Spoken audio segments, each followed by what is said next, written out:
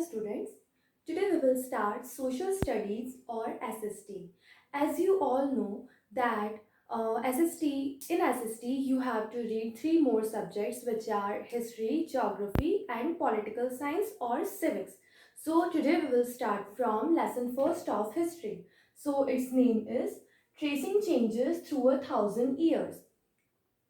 1000 years यानी कि 700 to 1750 CE यानी कि कॉमन एरा जिसे हम एडी भी बोलते हैं. सो 700 एडी टू 1750 एडी के बीच में क्या क्या चेंजेस हुए, ये जो ऑलमोस्ट 1000 years का जो पीरियड है उसमें कौन कौन से चेंजेस हुए उन्हें हम देखेंगे और इस चैप्टर में पढ़ेंगे. चेंजेस बहुत सारे हुए इन 1000 years में. फॉर एग्जाम्पल न्यू किंगडम्स आए, न्यू किंग्स आए, हम जो आगे के चैप्टर में इस बुक में पढ़ेंगे. और बहुत सारे न्यू टर्मिनोलॉजी भी आई, जो वर्ड्स थे उनका मीनिंग भी टाइम के साथ साथ चेंज होता गया. सो ऐसे बहुत से जो चेंजेस थे, जैसे सोशल, इकोनॉमिक और पॉलिटिकल ग्रुप्स भी बहुत सारे चेंज हुए थे. तो उन चेंजेस के बारे में हम इस क्लास में, इस लेसन में पढ़ेंगे. Now firstly there are two maps given in your book, map 1 and map 2. यहाँ पर आपकी बुक में दो मैप्स देकर रखे हैं, मैप 1 और मैप 2. इन दोनों के बारे में हम देखते हैं कि इनमें क्या चीज़ें हैं. So this is map 1. ये जो मैप 1 आपको दिखाई दे रहा है, आप गेस कर सकते हैं ये कहाँ का है. This map is of Indian सब कॉन्टिनेंट. हमारा जो इंडियन सब कॉन्टिनेंट है उसका एक पार्ट है. और ये किसने बनाया था? जोग्राफर अल इदरीसी ने. इन्होंने 12th सेंचुरी में एक वर्ल्ड मैप बनाया था, पूरे वर्ल्ड का मैप बनाया था. उसमें से जो इंडियन सब कॉन्टिनेंट का पार्ट ये जो उन्होंने बनाया था, ये वो वाला पार्ट हमें इस बुक में दिया हुआ है.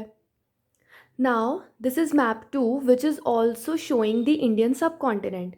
ये वाला जो मैप है, मैप नंबर 2, ये अर्ली 18th सेंचुरी में बनाया गया था. एक Atlas means a book of maps. बहुत सारे मैप्स का एक कलेक्शन होता है, एक बुक होती है, उसे हम एटलस बोलते हैं, जहाँ पे अलग अलग एरियाज़ के मैप्स हमें मिलते हैं. सो अर्ली 18th सेंचुरी का जो एटलस था, नुवो ऑफ गियोमा डी आयल. सो एक फ्रेंच कार्टोग्राफर ने ये मैप बनाया था. उस फ्रेंच कार्टोग्राफर का नाम था गियोमा डी आयल. सो उन्होंने ये इंडियन सब कॉन्टिनेंट का मैप शो किया है. अब आप देखिए कि जो मैप 1 है वो एक अरब जोग्राफर अल इदरीसी ने बनाया था 1154 CE यानी कि 12th सेंचुरी में. ओके. और जो सेकंड मैप है वो बनाया था एक फ्रेंच कार्टोग्राफर ने, गियोमा डी आयल. इन्होंने ये बनाया था करीब करीब 600 ईयर्स बाद में. ये वाला जो मैप है फर्स्ट वाला, उसके 600 ईयर्स बाद ये मैप बना था और ये भी इंडियन सब कॉन्टिनेंट का ही है. सो आप देख सकते हैं कि ये दोनों एक ही एरिया के मैप हैं, लेकिन आपको इनमें कितना डिफरेंस दिख रहा है. अगर आप मैप नंबर 2 देखेंगे, मैं आपसे पूछूं कि ये कहाँ का मैप आपको दिख रहा है, इंडिया के कौन से रीजन का मैप आपको दिख रहा है, तो आप आसानी से पहचान सकते हैं कि ये जो इंडिया का सदर्न पार्ट है, जो साउथ इंडिया वाला पार्ट है, ये हमें दिख रहा है, ये नीचे श्रीलंका है, right. So this is the map of southern India. Now अब मैं आपसे पूछूं कि मैप नंबर 1 ये आपको कहाँ का दिख रहा है, तो आप सोच में पड़ जाएंगे, बिकॉज ये मैप तो हमने देखा ही नहीं है इंडिया का जिसमें ऐसा कुछ बना हो. ऐसा तो कोई रीजन हमको पता ही नहीं है. So this map is also of south India. जो ये वाला मैप हमको दिखा रहा है वही ये वाला मैप भी हमको दिखा रहा है. बट डिफरेंस क्या है, ये फर्स्ट जो मैप है अल इदरीसी वाला, ये उल्टा बना हुआ है. जहाँ पर नॉर्थ डायरेक्शन आनी चाहिए ऊपर की साइड में, वहाँ पर इन्होंने साउथ डायरेक्शन दे रखी है. अगर आप बुक को उल्टा करेंगे हियर, तो अब आपको ये थोड़ा थोड़ा साउथ इंडिया जैसा लग रहा होगा, राइट. ये सदर्न इंडिया वाला पार्ट आ गया और ये श्रीलंका वाला पार्ट आ गया. तो इसका मतलब ये है कि जो अल इदरीसी थे उन्होंने जो नॉर्थ डायरेक्शन, जो कि ऊपर की साइड होनी चाहिए, मैप की डायरेक्शंस आप सभी को मालूम होंगी, ऊपर की साइड नॉर्थ होता है, नीचे की साइड साउथ होता है. राइट हैंड साइड पर ईस्ट होना चाहिए और लेफ्ट हैंड साइड पर वेस्ट होना चाहिए. ओके. सो जहाँ पर नॉर्थ होना चाहिए वहाँ पे अल इदरीसी ने सदर्न पार्ट बनाया है इंडिया का। सो आपको ये डिफरेंस यहाँ पर देखने को मिल रहा है। श्रीलंका को भी हम इंडिया के नीचे देखते हैं जैसा कि इस मैप में दिखा है, बट यहाँ पे श्रीलंका कहाँ है, टॉप पर है, इंडिया के ऊपर दिखाई दे रहा है। सो आपको ये वाला मैप जो मैप नंबर 2 है वो ज़्यादा रिलेटेबल लग रहा होगा, राइट? क्योंकि आप आज जो इंडिया का मैप देखते हैं वो कुछ कुछ इसी तरह से, हमें इसी तरह का शेप हमको दिखाई मिलता है, बट ये वाला आपको बहुत अलग लग रहा होगा।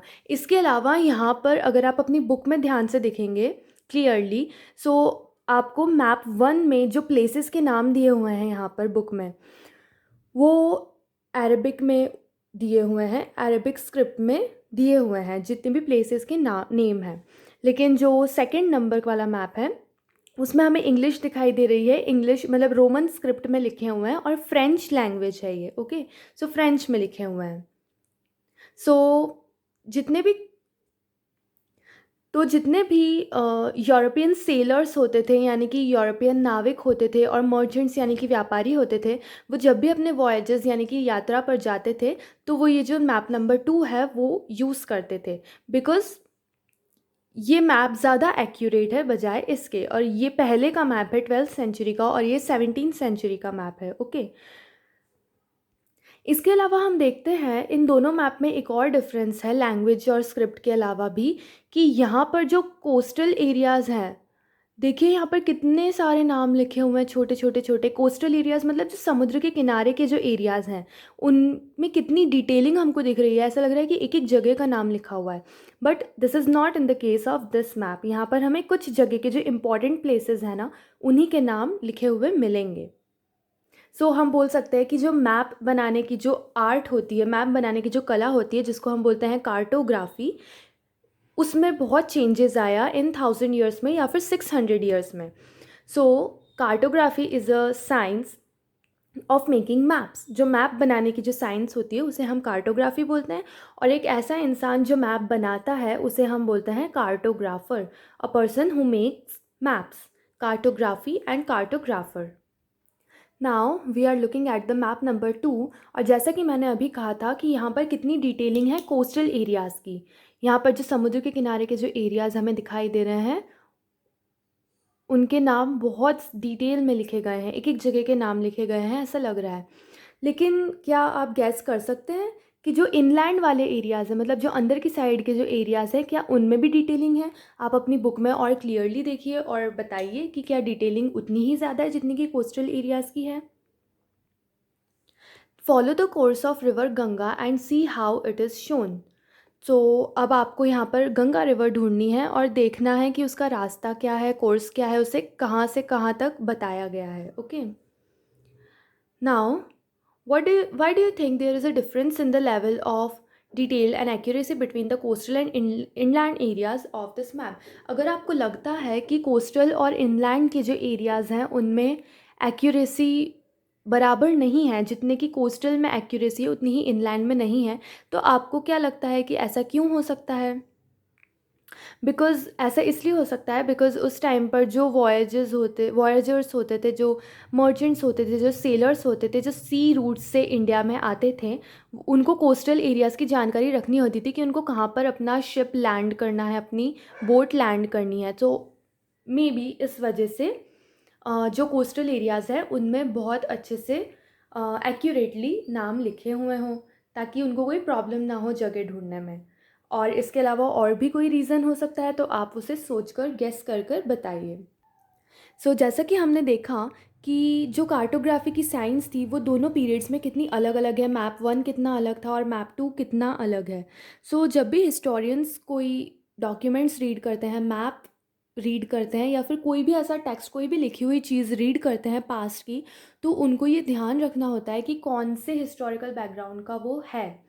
यानी कि उन्हें टर्म्स का बहुत ध्यान रखना होता है कि कौन से टर्म का मतलब क्या होता था उस टाइम में, फिर बाद के टाइम में कौन से टर्म का मीनिंग चेंज हो गया। सो इस तरह से ही इन्फॉर्मेशन निकाली जाती है और हिस्ट्री लिखी जाती है। जैसा कि हमने अभी देखा कि टाइम के साथ साथ बहुत सारी चीज़ें चेंज होती गई पास्ट में। फॉर एग्ज़ाम्पल हमने अभी 2 मैप्स के ज़रिए देखा कि मैप 1 और मैप 2 में कितने सारे चेंजेस थे। जो साइंस थी मैप बनाने की, जो कार्टोग्राफी की साइंस थी, उसमें हमें चेंजेस दिखा कि कैसे पहले मैप बनाया जाता था और बाद के टाइम में किस तरह से मैप बनाया जाने लगा। इसके अलावा हमने देखा कि लैंग्वेज और स्क्रिप्ट में कितना डिफरेंस था, राइट। तो अगर लैंग्वेजेस और स्क्रिप्ट में डिफरेंस हो सकता है, तो फिर वर्ड्स में भी बहुत सारा डिफरेंस हमें देखने को मिलता है। जैसे कि पुराने टाइम में जो हम मेडिवल हिस्ट्री पढ़ रहे हैं, सो मेडिवल टाइम्स में जो वर्ड्स यूज़ किए जाते थे, ज़रूरी नहीं है कि आज के टाइम में वो वर्ड्स हम उसी कॉन्टेक्स्ट में यूज़ करें जिस कॉन्टेक्स्ट में वो पहले कहे जाते थे। मतलब वर्ड्स का मीनिंग बहुत चेंज हो सकता है। फॉर एग्जाम्पल हम एक टर्म लेते हैं, हिंदुस्तान। अगर मैं आपसे पूछूं आज के टाइम में कि हिंदुस्तान से आप क्या समझते हैं, what do you mean by the term Hindustan, तो आप क्या कहेंगे कि हिंदुस्तान मतलब इंडिया, भारत। तो आज के टाइम में जो हिंदुस्तान वर्ड हम यूज़ करते हैं, उसका मतलब होता है पूरा का पूरा इंडिया, पूरा का पूरा भारत, राइट। लेकिन मेडिवल टाइम में जब 13th सेंचुरी के एक क्रॉनिकलर थे, मतलब एक स्टोरी राइटर थे, मिनहज उस सिराज, जो कि पर्शियन में लिखते थे, उन्होंने 13th सेंचुरी में जब ये वर्ड हिंदुस्तान यूज़ किया था हमारे सब कॉन्टिनेंट में, तो उनका मतलब पूरे के पूरे इंडिया से नहीं था, पूरे के पूरे इंडियन सब कॉन्टिनेंट से नहीं था।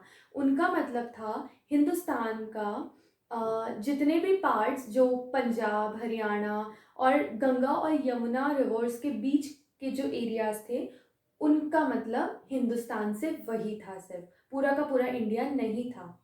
जितने भी पार्ट दिल्ली सल्तनत के अंडर आते थे, दिल्ली सल्तनत के रेन में जितने भी एरियाज आते थे, हम आगे पढ़ेंगे आगे के चैप्टर्स में दिल्ली सल्तनत के बारे में। तो दिल्ली सल्तनत के जो रूलर्स थे, उनके अंडर में जो एरियाज आते थे, सिर्फ उन्हीं एरियाज के लिए मिनहज उस सिराज ने हिंदुस्तान टर्म का यूज़ किया था।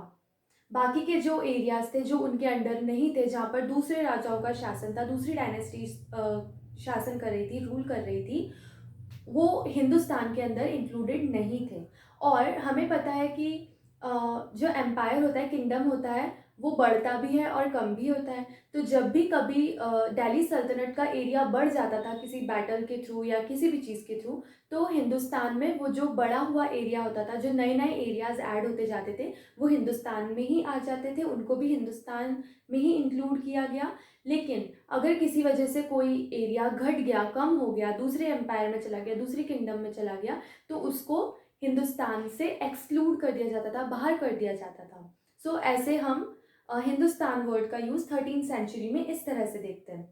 लेकिन 16th सेंचुरी में, यानी कि उस टाइम से करीब 300 साल बाद, जब बाबर ने ये वर्ड यूज़ किया, जो फर्स्ट मुगल एम्परर था बाबर, उसने जब ये वर्ड यूज़ किया, तो उसका मतलब किसी एरिया से नहीं था कि यहाँ से लेकर यहाँ तक की ज़मीन को हिंदुस्तान, नो।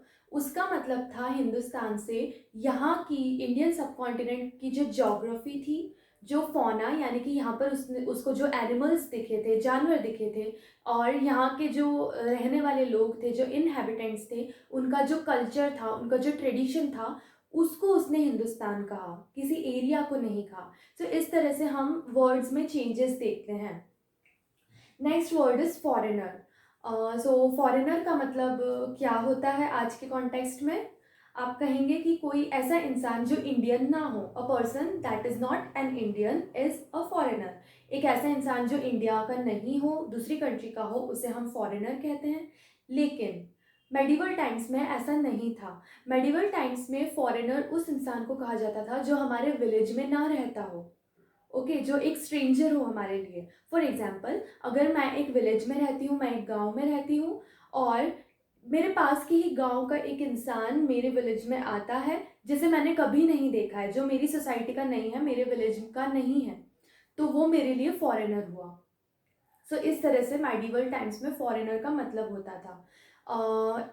फॉरेनर को हम हिंदी में परदेसी भी बोल सकते थे उस टाइम में, और पर्शियन में हम अजनबी भी बोल सकते थे। सो वो जो दूसरे विलेज का इंसान होता था, मेरे विलेज में जो आता था, जो मेरी सोसाइटी का हिस्सा नहीं था, पार्ट नहीं था, उसे फॉरेनर, परदेसी या फिर अजनबी कहा जाता था। सो हम ऐसा कह सकते हैं कि एक सिटी में बैठा हुआ जो ट्रेडर है, जो व्यापारी है, और एक जो विलेज में काम करने वाला पीसेंट है, फार्मर है, सो वो दोनों एक दूसरे के लिए फॉरेनर होते थे। बिकॉज एक सिटी में रहता है, एक विलेज में रहता है, दोनों की सोसाइटीज़ अलग अलग हैं, दोनों एक दूसरे के लिए स्ट्रेंजर हैं, तो दोनों एक दूसरे के लिए फॉरेनर हैं। लेकिन एक ही विलेज में रहने वाले दो फार्मर्स फॉरेनर्स नहीं होते थे। भले ही उनका रिलीजन अलग होता हो, उनकी कास्ट अलग होती हो, बट वो रहते एक ही सोसाइटी में थे, एक ही विलेज में रहते थे, तो वो दोनों एक दूसरे के लिए फॉरेनर्स नहीं होंगे। सो इस तरह से टर्म्स का जो मीनिंग होता है, वर्ड्स का जो मीनिंग होता है, वो हमें चेंज होता हुआ दिखाई देता है। सो इसीलिए हिस्टोरियंस जब हिस्ट्री लिखते हैं तो उन्हें बहुत ध्यान रखना होता है कि किस टाइम के वर्ड का मीनिंग क्या होता था। Now historians and their sources. Historians are the persons, are the people who write history. Historians हम उन लोगों को बोलते हैं जो हिस्ट्री को लिखते हैं, पास्ट की जो चीज़ें होती है उनकी स्टडी करके, और वो हिस्ट्री को लिखने का काम करते हैं। And sources, you have already learned about sources in your last class. Sources वो चीज़ें होती है जिनसे हमें हिस्ट्री का पता चलता है। सो जो भी चीज़ें हमें मिलती है पास्ट के टाइम की, जो उस टाइम के लोगों ने बनाई थी या पुराने टाइम के लोगों ने यूज़ की थी, उन्हें हम बोलते हैं सोर्सेज। बिकॉज इनसे हमें उस टाइम के बारे में बहुत इंफॉर्मेशन मिलती है। So let us study about the sources and historians who use them. As we all know that historians use different type of sources to learn about the past. So historians कौन कौन से अलग अलग type के sources use करते हैं ये हम 6th क्लास में पढ़ चुके हैं। वो आर्कियोलॉजिकल सोर्सेज यूज़ करते हैं, दे यूज़ लिटरेरी सोर्सेज, जो लिखे हुए उनको सामान मिलता है वो सब यूज़ करते हैं, और इसके अलावा अकाउंट्स ऑफ फॉरेन ट्रैवलर्स। हमें पता है कि time to time ancient time से इंडिया में बाहर के कंट्रीज़ के लोग आते हैं, ट्रैवलर्स आते रहते हैं, और अलग अलग चीज़ों के लिए आते हैं, जैसे कि स्टडी करने के लिए, रिलीजन को जानने के लिए, और कुछ सिर्फ ट्रैवल करने के लिए। सो इन सभी चीज़ों का यूज़ करते हैं historians to write history. You will notice some continuity in the sources used by historians for the study of this period. हम मेडिवल पीरियड में देखेंगे कि जो हिस्टोरियंस जो सोर्सेज यूज़ करते थे वो एंशियंट टाइम्स की जो सोर्सेज थी उनको ही कंटिन्यू करते हुए वो पास्ट की स्टडी करते थे या करते हैं। तो अभी भी वो कॉइन्स, इंस्क्रिप्शंस, आर्किटेक्चर और टेक्सचुअल रिकॉर्ड्स, यानी जो लिखे हुए जो रिकॉर्ड्स हैं, उनको इन्फॉर्मेशन के लिए यूज़ करते हुए हमें दिखाई देते हैं। बट यहाँ पर हमें कुछ चेंजेस भी मिलते हैं, जैसे कि हमने एंशियंट टाइम्स में पढ़ा था कि जो आर्कियोलॉजिकल सोर्सेज हैं, जो हमें आर्कियोलॉजी के थ्रू मिलते हैं, जो एक्सकेवेशन के थ्रू हमें सोर्सेज मिलते थे, वो बहुत ज़्यादा थे। बट इस टाइम में, मेडिवल टाइम्स में, हमें रिटन सोर्सेज बहुत ज़्यादा मिलते हैं, टेक्सचुअल या फिर रिटन रिकॉर्ड्स हमें बहुत सारे मिलते हैं, जिससे हमें इस टाइम की इंफॉर्मेशन मिलती है। तो इस पीरियड में हम देखते हैं कि जो पेपर था, कागज़ होता था, वो चीप हो गया था, बहुत सस्ता हो गया था, और उसकी अवेलेबिलिटी भी बहुत ज़्यादा हो गई थी, यानी वो हर जगह मिल जाता था। सो इस कारण से हमें रिटन रिकॉर्ड्स बहुत ज़्यादा मिलते हैं।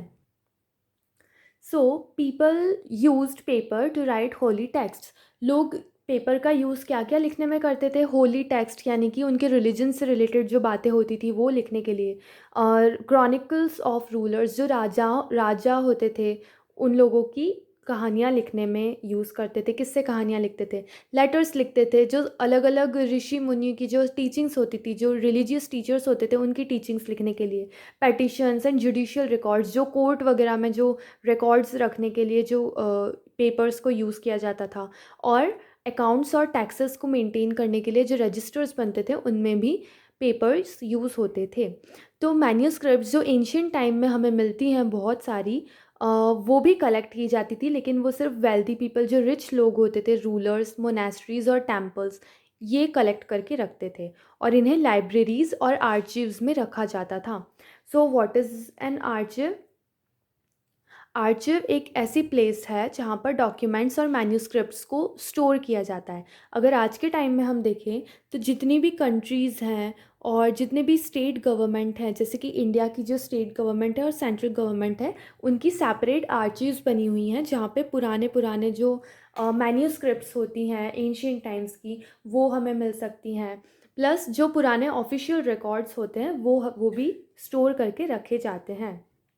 सो ये जो मैन्यूस्क्रिप्ट्स होती थी और जो डॉक्यूमेंट्स होते थे वो उस टाइम के हिस्टोरियंस को या फिर आज के भी हिस्टोरियंस को बहुत सारी डिटेल्ड इन्फॉर्मेशन प्रोवाइड करती हैं, बट उन्हें यूज़ करना बहुत डिफ़िकल्ट होता है। कैसे? There was no printing press in those days. उस टाइम में प्रिंटिंग प्रेस तो होती नहीं थी जिस पर टाइप करके लिखा जाए। तो जो स्क्राइब्स होते थे, जो कॉपी करने वाले होते थे मैन्यूस्क्रिप्ट्स को पेपर पर, तो वो अपने हाथ से ही लिखकर मैन्यूस्क्रिप्ट कॉपी किया करते थे। अगर आपने अपने किसी फ्रेंड की कॉपी से होमवर्क कॉपी किया होगा अपनी कॉपी में, तो आपको पता होगा कि किस तरह से आपको उसके लिए थोड़ी मेहनत करनी पड़ती है। कभी-कभी ऐसा होता है कि आप अपनी फ्रेंड की हैंडराइटिंग को समझ नहीं पाते, कुछ वर्ड्स आपको समझ में नहीं आते, कुछ सेंटेंसेस समझ में नहीं आते और आपको गेस करना होता है कि उसने क्या लिखा होगा। तो उस time as a result there are small but significant differences in your copy of your friend's work. तो इस तरह से आप जब गेस करते हैं कि उसने क्या लिखा होगा, आपको जब समझ में नहीं आता तो आप अपने मन से लिख देते हैं कुछ भी सेंटेंस या वर्ड। तो ऐसे ही आपकी फ्रेंड की कॉपी और आपकी कॉपी में थोड़ा डिफरेंस आ जाता है। हो सकता है कि आपने गलत वर्ड या गलत सेंटेंस यूज गेस कर लिया हो और वही अपनी कॉपी में लिख लिया हो, तो चेंज हो जाता है पूरा मीनिंग। सो मैन्यूस्क्रिप्ट को कॉपी करना भी कुछ ऐसा ही होता था। तो जब वो स्क्राइब्स मैन्यूस्क्रिप्ट्स को कॉपी करते थे, तो उनकी कॉपी में भी बहुत सारी स्मॉल स्मॉल चेंजेस हमें दिखाई देते हैं। कभी एक वर्ड दूसरा लिख दिया, कभी एक सेंटेंस चेंज हो गया। तो ये जो छोटे छोटे डिफरेंस थे, ये पूरी सेंचुरीज मतलब सौ सालों से आते गए। और ये जो मैन्यूस्क्रिप्ट थी ओरिजिनल और जो कॉपी किया हुआ जो पेपर में लिखा हुआ था, उसमें हमें बहुत सारा डिफरेंस भी नज़र आता है। So this is a serious problem. ये एक बहुत सीरियस प्रॉब्लम है क्योंकि हमें ओरिजिनल मैन्यूस्क्रिप्ट बहुत कम मिलती है, मतलब बहुत रेयरली मिलती है, कभी कभी तो मिलती ही नहीं है, जो मेन ओरिजिनल वाली जो लिखी गई थी सबसे पहले किसी ऑथर ने।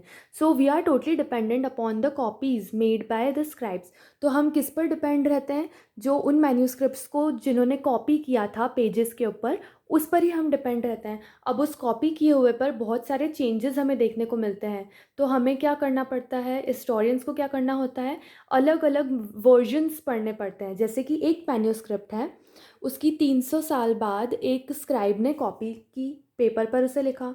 फिर उसके भी 300 साल बाद या 200 या 100 सालों बाद ऐसे अलग अलग स्क्राइब्स टाइम टू टाइम उस मैन्यूस्क्रिप्ट की कॉपी करते गए या फिर उस कॉपी की भी कॉपी करते गए। सो हमें अलग अलग वर्जन्स पढ़ने होते हैं, हिस्टोरियंस को अलग अलग वर्जन्स पढ़ने होते हैं ताकि गेस करे कि ओरिजिनली उस ऑथर ने क्या लिखा होगा, जो स्टार्टिंग में लिखा होगा। इसका एक एग्जाम्पल हमें समझ में आता है कि कुछ ओकेजन्स पर जो ऑथर्स होते थे जिन्होंने ओरिजिनल अपनी बुक लिखी, अपनी ओरिजिनल मैन्यूस्क्रिप्ट लिखी, वो खुद ही कुछ सालों बाद अपने अपनी जो मैन्यूस्क्रिप्ट थी उसको रिवाइज कर देते थे, यानी कि उसका दूसरा पार्ट बना लेते थे, उसका रिवाइज्ड वर्जन बना लेते थे।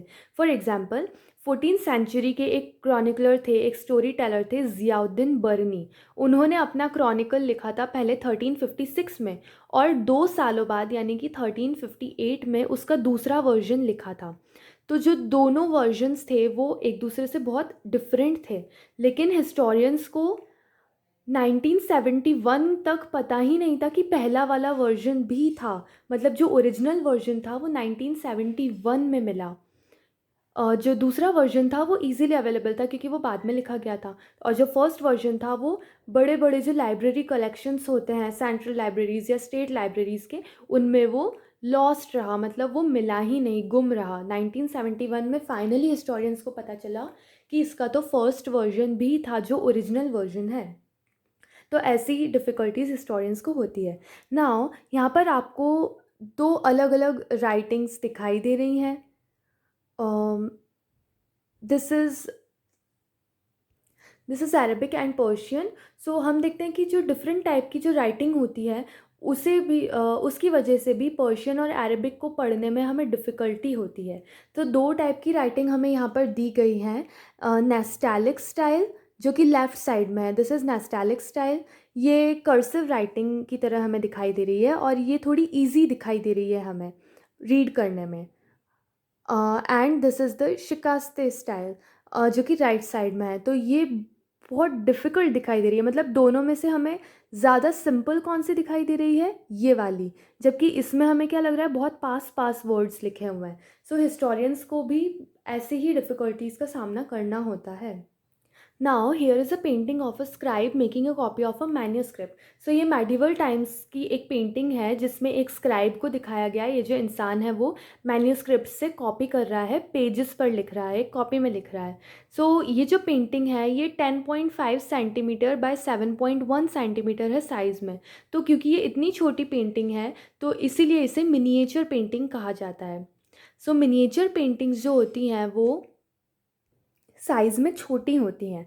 सो ये जो मिनिएचर पेंटिंग्स होती थी वो कभी कभी मैन्यूस्क्रिप्ट्स को इलस्ट्रेट करने में, मैन्यूस्क्रिप्ट में जो कुछ भी लिखा हुआ है उसको दर्शाने के लिए, उसको इलस्ट्रेट करने के लिए भी यूज़ की जाती थी।